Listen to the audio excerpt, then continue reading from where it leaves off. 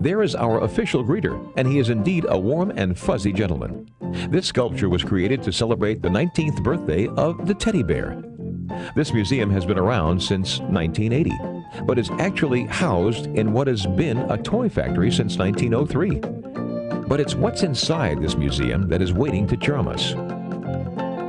Displays here feature not only cuddly animals, but dolls and many other varieties of toys. The museum actually owns more than 14,000 different exhibits, but has provided the most fascinating 300 of those items for us to look at today. This company was founded by a very energetic woman who actually created a company back in 1877 to make felt clothing.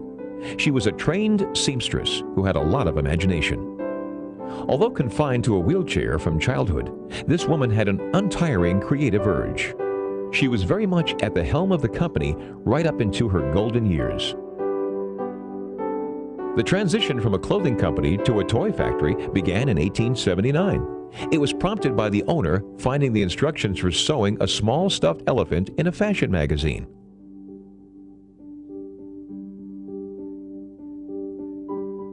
She followed the instructions and created a pincushion, but employed a softer material than was suggested. The elephant's hide was made of felt and stuffed with soft sheep's wool instead of stiff fiber.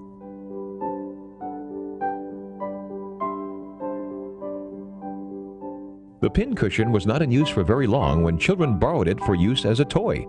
It was not difficult to see that a toy elephant was going to be a far more popular item than a pincushion. Just 6 years later, the factory sold its 5,000th elephant, and in 1893, the company officially became a toy maker. The venture was a family business right from the start. Even today, the great-grandnephew of the founder often stops by to lead guided tours through the museum. But you can only make elephants for so long. It was time to branch out and create an entire menagerie. Numerous animals have left this factory over the years, but each and every one of them were created with great affection and attention to detail.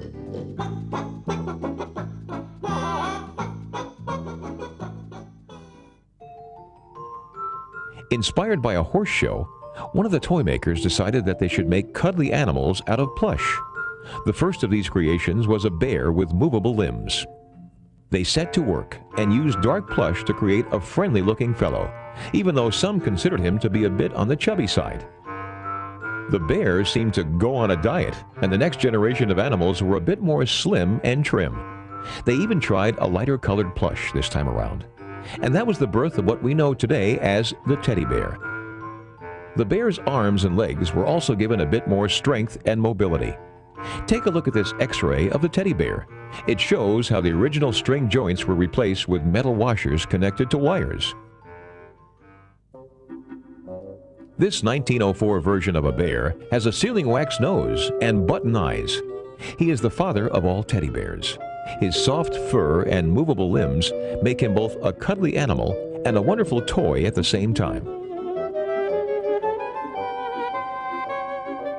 This fellow was followed by several generations of teddy bears. This is another style of bear that has a rounder face, a more tapered snout, and an embroidered nose. This particular model of teddy bear was sold almost unaltered from 1905 through 1950. In those 1950s, a new era of teddy bear was introduced. This cuddly companion had a rounder head and arms and legs that were a bit shorter. He was also softer than previous bears and had longer fur. This cousin to the bear that we just looked at was introduced in 1984. He is still sold today in toy shops worldwide. Mohair was initially used to create the fur for these little animals. Mohair comes from the wool of the Angora goat, and much like human hair, can be shaped into countless different styles. We can see an example of what was called the short mohair plush. Long mohair plush is well suited for braiding and dyeing. Although the story of how the teddy bear came by his name is familiar to most of us, it's a fascinating story nevertheless. American President Theodore Roosevelt, who was called Teddy by his friends while on a hunting trip, refused to shoot a bear that had been tied up. Cartoonists from that time on began to always adorn every Roosevelt caricature with a bear, which was called Teddy's Bear. About that same time, cute plush bears began to conquer the toy market, and lo and behold, Teddy's Bear became the Teddy Bear. Teddy bears are not the only toys that have flowed from this company to consumers throughout the world. One rather unique item that has been used very effectively is what is known as the button in the ear, which has also turned up on the collars of some animals. If we look closely, we can see the button on several of these characters. Beginning back in 1904 or 1905, this button, which appropriately contained a likeness of that original stuffed elephant, began to turn up on the animals manufactured here. The name of the toy company was added in 1905.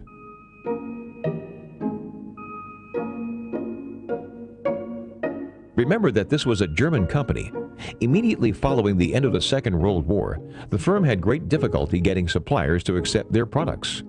Although they still continued to use the trademark button, they left it blank from 1948 through 1950. The company name was back again towards the end of 1950. The block letters were soon replaced with flowing script. That was to remain as the official design of the legendary ear button.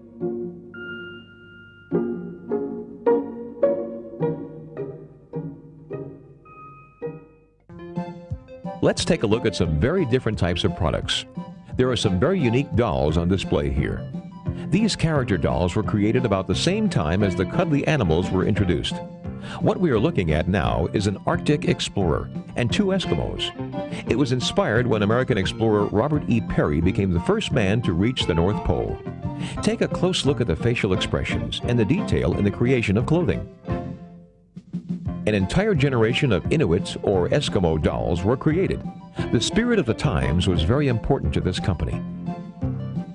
Another entirely different line of dolls were called grotesque figures. Two of them can be seen here. They were manufactured between 1914 and 1928.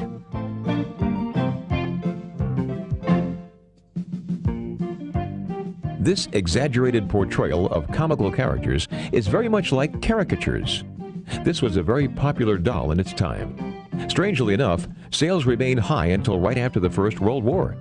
Then they began to fall off very rapidly. One reason might well have been that the dolls were being created out of lower quality raw materials.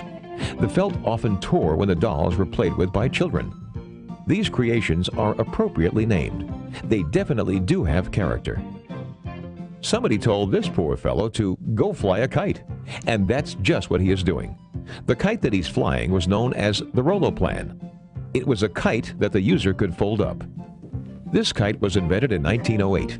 It seems at that time in history, men, women, and children were starting to think about means of getting a bird's eye view of the world.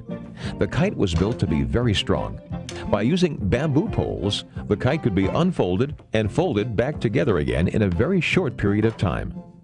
This toy, in addition to being the center of attention at many aviation events, also won numerous awards and prizes. It was a very innovative design back at the start of the 20th century. The world's children never lost their interest in cute, cuddly animals. And, remarkably, those animals had suddenly learned how to speak. A voice function had been added even before the turn of the 20th century. These mechanical bears had a wind-up mechanism similar to that of a clock. It wasn't long before children's playrooms were becoming quite animated themselves. Lights, camera, action. Let's take a peek into some of those playrooms with our camera. This is a scene that is very much alive with mechanical toys that can charm all of the children, not to mention mom and dad. These toys certainly made department store windows throughout the world wonderful places to enjoy during the Christmas season.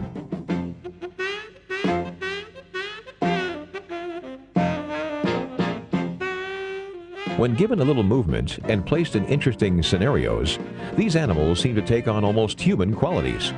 The scenes are taken from everyday life and are aimed at stimulating the imaginations of girls and boys everywhere. There always seems to be much more to these cuddly animals than immediately meets the eye. They each have their own unique personality. You don't even have to be a child to enjoy the exhibits at this museum. A few hours with these wonderful toys can awaken childhood memories in all of us. Just about every adult who comes here can tell you his or her favorite exhibit. We all seem to find that special animal that takes us back to our childhood, at least for a few minutes. And most certainly, this is a place that is magical for children. We'll be trying just as hard to create a few more magical moments and vivid impressions during our next trip to a couple of museums of industry. You're invited to come along, and we thank you for being with us on this journey.